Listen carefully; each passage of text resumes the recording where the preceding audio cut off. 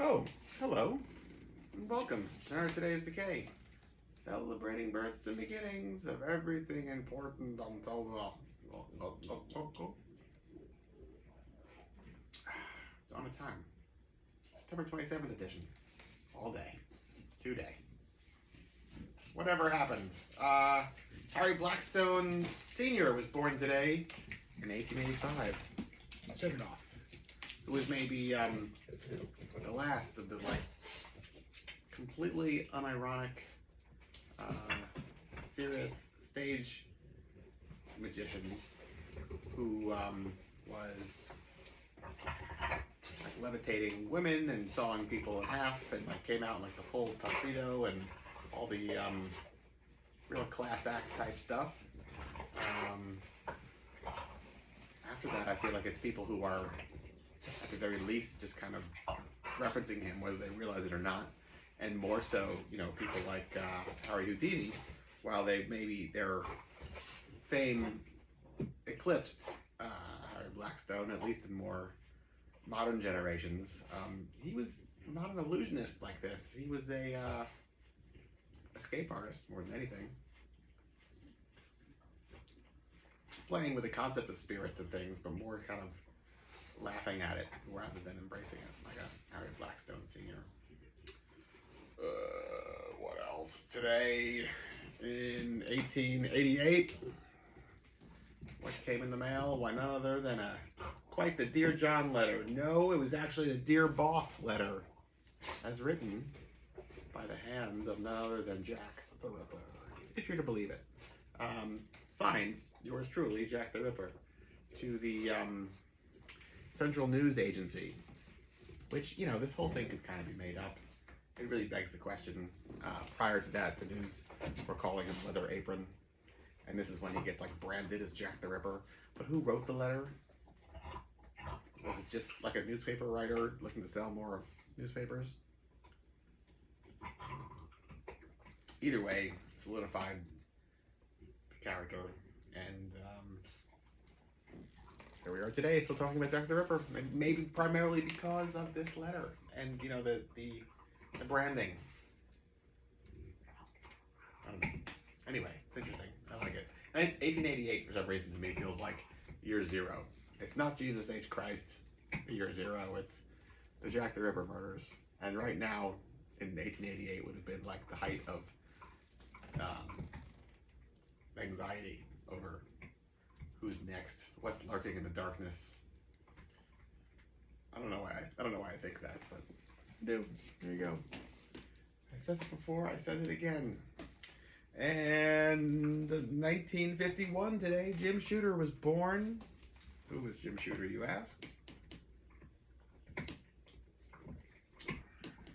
Storyteller, editor, writer on comic books from all sorts of companies, be it DC, Marvel, plenty, all from, not sure what year he got to start, but I feel like 70s and 80s, his star was sure rising. He was working everywhere.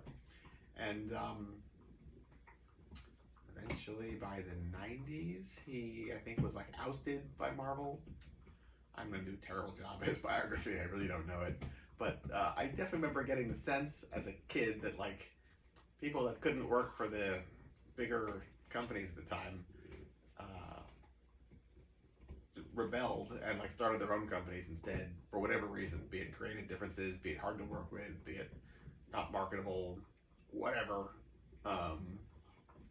So he starts Valiant Comics, which to me I loved because I definitely remember at the time, is it late 80s, early 90s, something like in that ballpark. Everything was all just flash and kind of garbage. Even as a child, you knew the Jim Lees and the Rob Liefelds, Liefels, whatever, Todd McFarlane's. What? There's no story here. This stinks. And then suddenly Valiant came around and felt like it was drawing awkward, weird kids in Harbinger, or really gruesome, weird, almost Lovecraftian, or Robert E. Howard, I suppose, type stories with Exo Manowar,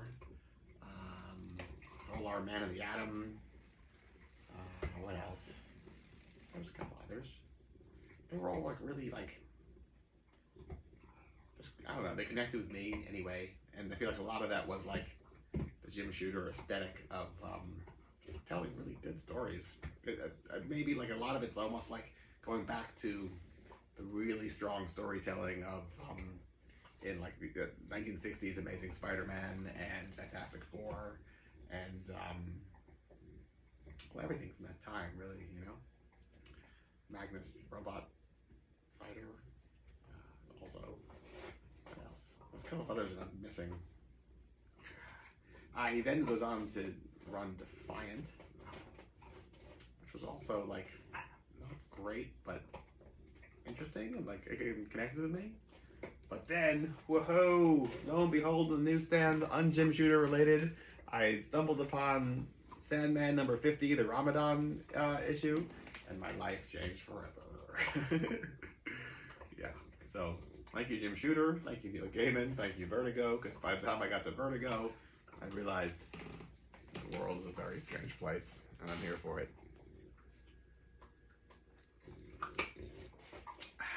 Yeah. And Monty Oblivion, born today, 1961, of the Damned. Big supporter of all those damned musicians, especially those that managed to get the vaccine. So, very happy to have seen members of the Damned touring the world because they're allowed to leave the country because they got the shot. Well done, Monty. There you go. That's the whole day. All things to celebrate, because otherwise, what are you doing? Just going through your life, living another boring day, clawing your way towards Halloween. No, you can just celebrate the strange and unusual today. Every single day. By shaping your world as you see fit to your own likeness. Dig it? Good. Till tomorrow. Goodbye.